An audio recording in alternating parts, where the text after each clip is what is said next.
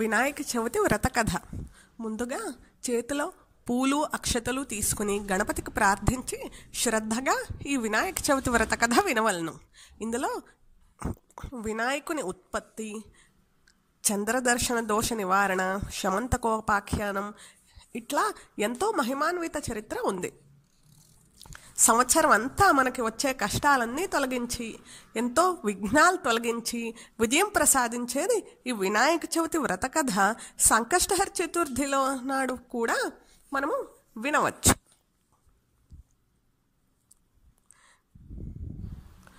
సూతమహాముని పూర్వం శౌనకాది మునులకు విఘ్నేశ్వర ఉత్పత్తి, చంద్రదర్శన దోష కారణం, దాని నివారణం చెప్పసాగెను. పూర్వం గజాసురుడనే రాక్షసుడు పరమేశ్వరుని గురించి ఘోర తపస్సు చేసి ఎన్నో వరాలు పొందాడు.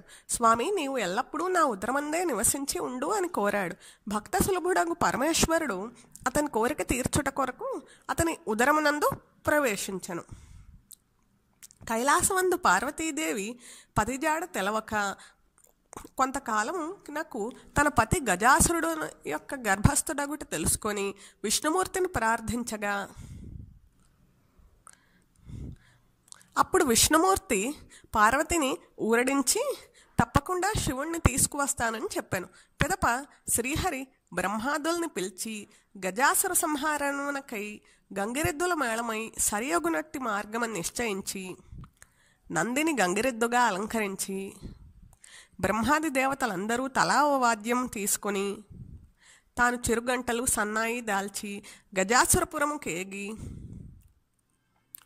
అక్కడ మనోహరంగా ఆ నందిని ఆడించసాగాను. చూసేవారందరూ ఎంతో విస్మయం చెంది ఆనందించారు.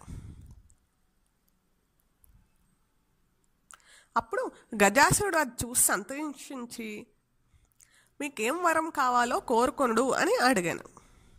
అప్పుడు, ఓ గజాసుర, ఇది పరమేశ్వరుని వాహనమగు నంది శివుని కనుగొనుటకు వచ్చింది, కావున మాకు శివుణ్ణి ప్రసాదించుము అని శ్రీహరి అంటాడు. అప్పుడు ఆ వచ్చిన వాళ్ళు దేవతలు ఆయన శ్రీహరి అని తలంచి తనకు మరణమే నిశ్చయమని గుర్తెరిగి శివుని తలంచి నా శిరమును త్రిలోక్య పూజ మనరింపుము అని ప్రార్థించి హరికి తన అంగీకారం తెలిపాను. అప్పుడు నంది ఆ గజాసురుడి పొట్ట చీల్చగా శంకరుడు బహిర్గతుడయ్యాడు. అప్పుడు విష్ణుమూర్తి, శంకర, దుష్టాత్ములకు ఇట్టి వరములు ఇయ్యవలదు, ఇచ్చినచో పాముకి పాలు పోసినట్లు అవుతుంది అంటారు. అప్పుడు బ్రహ్మాది దేవతలందరూ తిరిగి వారి వారి స్థానాలకు వెళ్ళారు. అప్పుడు పరమేశ్వరుడు కూడా నందివాహనధారి అయి త్వరితగతిని కైలాసంకి వెళ్ళాడు. కైలాసంలో పార్వతీదేవి భర్త రాకను విని సంతోషించి అభ్యంగ స్నానం ఆచరించుచు నలుగు పిండితో ఒక బాలుని ప్రాణం పోసి సింహద్వారం వద్ద కాపు ఉంచింది. స్నానానంతరం పార్వతీదేవి సర్వాభరణ భూషితరాలై పతి ఆగమనం కోసం వేచి చూస్తాను. అప్పుడు పరమశివుడు వచ్చి నందిని అధిరోహించి లోనికి పోబోవా సింహద్వారమున ఉన్న బాలుడు అడ్డగించెను. వారిరువురికి గొప్ప యుద్ధము జరిగాను.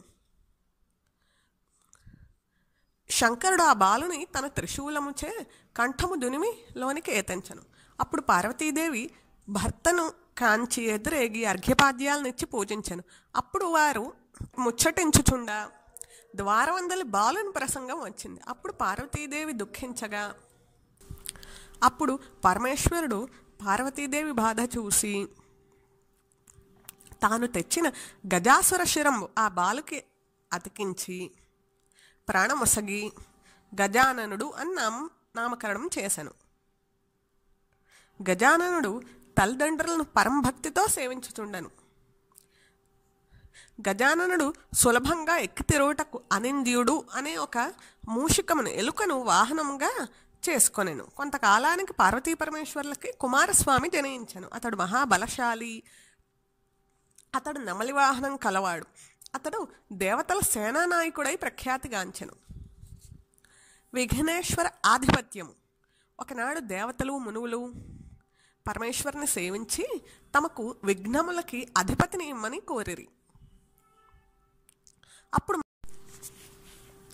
అప్పుడు మహేశ్వరుడు కుమారుల్ని ఉద్దేశించి, మీలో ఎవరు ముల్లోకాలందరి పుణ్యతీర్థములన్నింటిలో స్నానం చేసి ముందుగా నన్ను చేరతారో వారికే విఘ్నాధిపత్యం ఇస్తాను అని ప్రకటించాను. అప్పుడు కుమారస్వామి తన నెమలి వాహనంతో వాయువేగంలో వెళ్ళాను. దాన్ని చూసి గజాననుడు బాధపడి తండ్రిని సమీపించి, అయ్యా, తమరు నా అసమర్థత ఎరింగి కూడా ఇట్లా అనవచ్చా? నన్ను అనుగ్రహించి తగిన ఉపాయం తెలపండి అని అనెను. అప్పుడు శంకరుడు, పుత్ర, ఒక్కసారి నారాయణ మంత్రం జపించినంత మాత్రాన 300 కల్పాల పుణ్యనదుల్లో స్నానం ఆచరించిన వాడు అగును అని తెలిపాను. అప్పుడు శంకరుడు నారాయణ మంత్రాన్ని విఘ్నేశ్వరునకు ఉపదేశించను. దాన్ని గజానుడు అత్యంత భక్తి శ్రద్ధలతో జపించుచు కైలాసమందే ఉండను. ఆ మంత్ర ప్రభావమున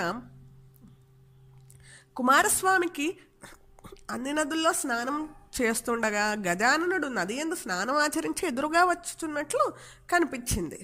అప్పుడు ఆశ్చర్యం పడి కైలాసమునకు వెళ్ళగా అక్కడ కూడా గజాననుడి గాంచి తన బలం నిందించుకుని, తండ్రి, అన్నగారి మహిమ తెలియక అట్లా అంటిని, క్షమింపము, ఈ విఘ్నాధిపత్యం అన్నగారికే ఇవ్వండి అనను. అప్పుడు మహేశ్వరుడు భాద్రపద శుద్ధ చవితి తిథియందు గజాననకు విఘ్నాధిపత్యం అసంగెను. ఆ దినమున సర్వదేశీయులు విఘ్నేశ్వరుడికి శక్తి కొలది కుడుములు, అపూపములు, ముళ్ళకు పిండి వంటలు, టెంకాయలు, పాలు, తేనె, అరటిపళ్ళు సమర్పించి విఘ్నేశ్వరుని పూజించేవారు. వినాయకుడు కొన్ని ఉండ్రములు తను తిని, కొన్ని వాహనంకిచ్చి, మరికొన్ని మెల్లగా ధరించి సూర్యాస్తమయం సమయంకి కైలాసమునకు వినాయక చవితి నాడు జనులెల్లరూ అర్పించిన ప్రసాదాలు తిని వినాయకుడు పార్వతీ పరమేశ్వరులకు నమస్కారం చేయడానికి కష్టపడుచుండగా చంద్రుడు దాన్ని చూసి అవహేళనగా నవ్వెను.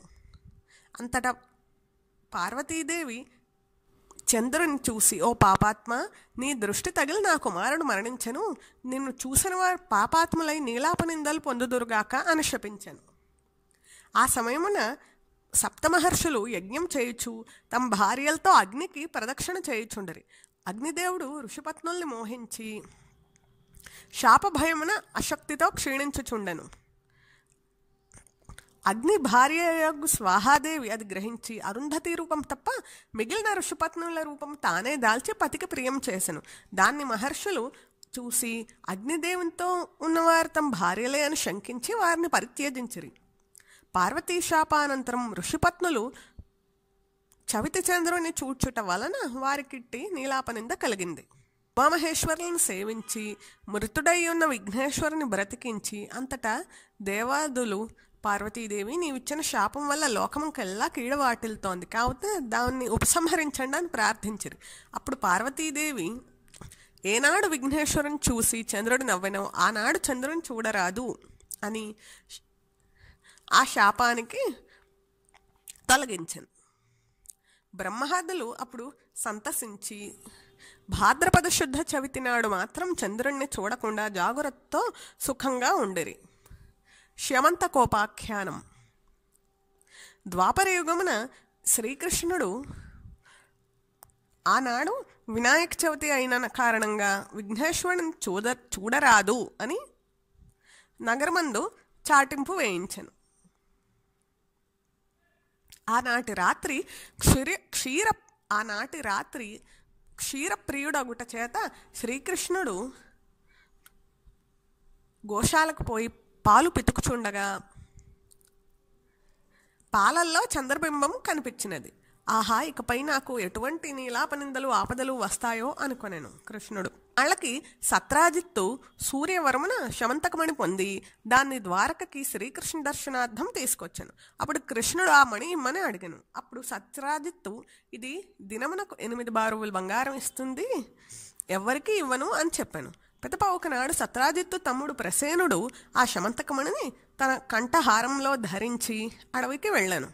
అప్పుడు ఒక సింహం ఆ మణిని మాంసం ముక్కగా తల్చి ఆ ప్రసేనుని చంపివేశాను.